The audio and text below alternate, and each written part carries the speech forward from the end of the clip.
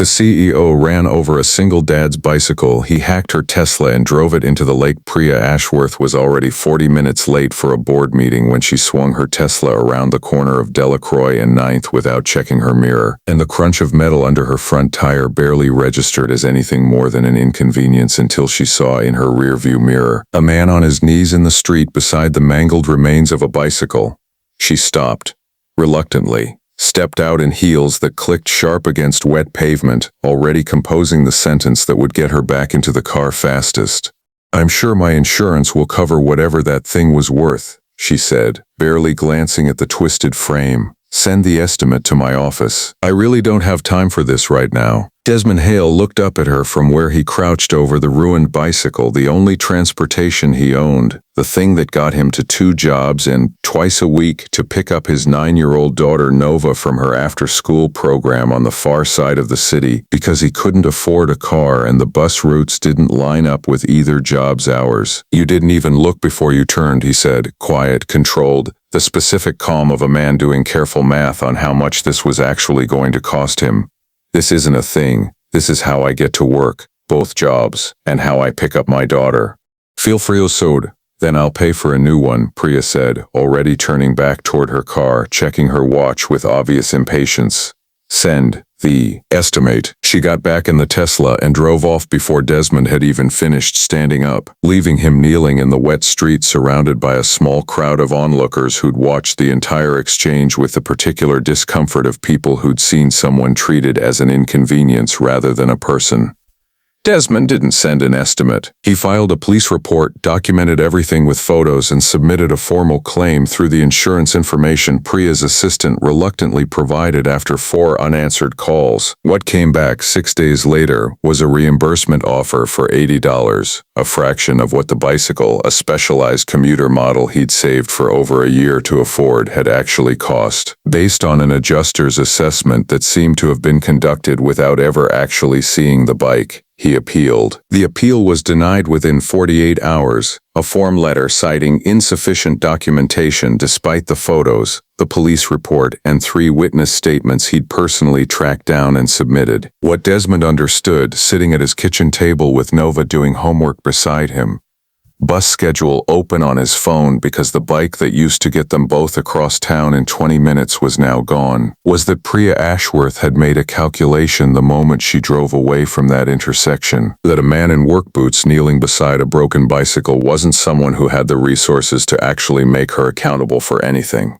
She had calculated wrong about exactly one thing. Desmond Hale had spent 6 years, before Nova was born, working as a penetration tester for a cybersecurity firm that specialized in automotive systems, probing exactly the kind of vulnerabilities that connected vehicles like Priya's Tesla carried, back before he'd left the industry for more stable, predictable hours after his wife's death left him raising Nova alone. He hadn't touched that particular expertise in years. Hadn't needed to, hadn't wanted to, content instead with the quieter, more manageable rhythm of his 2 current jobs.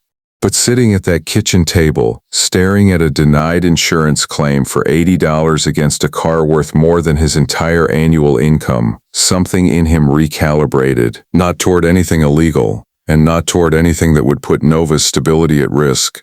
Desmond was too careful a father for that, but toward something he understood, from years of professional experience, would get Priya Ashworth's attention in a language she'd actually have to listen to. He filed a formal notification, the kind his old firm had trained him to file dozens of times, a legally protected disclosure through a recognized vulnerability reporting channel, documenting a specific exploitable flaw in the remote access system used by Priya's exact model of vehicle, a flaw he'd noticed, almost incidentally, watching the Tesla's specific software build number visible in a photo he'd taken of the crash scene for his insurance claim.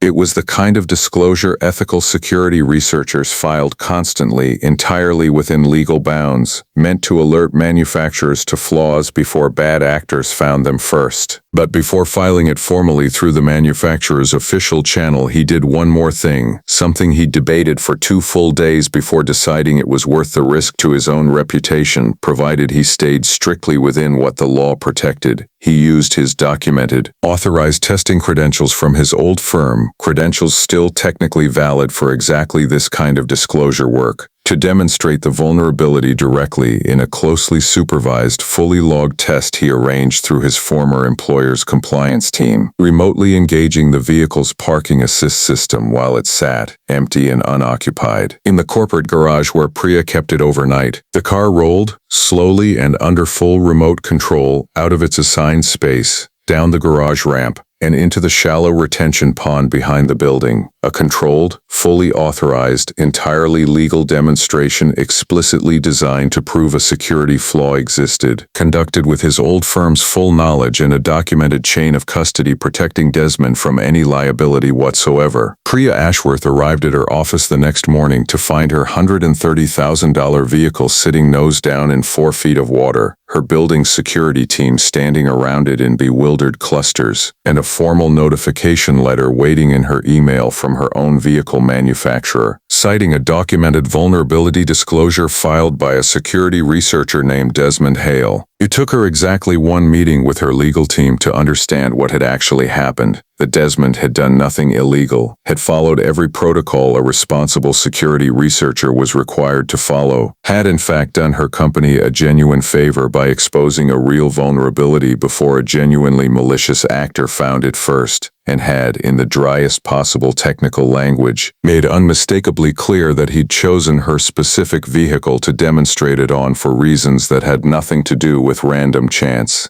"He wants us to understand something," her general counsel said carefully, reading through the disclosure paperwork a second time.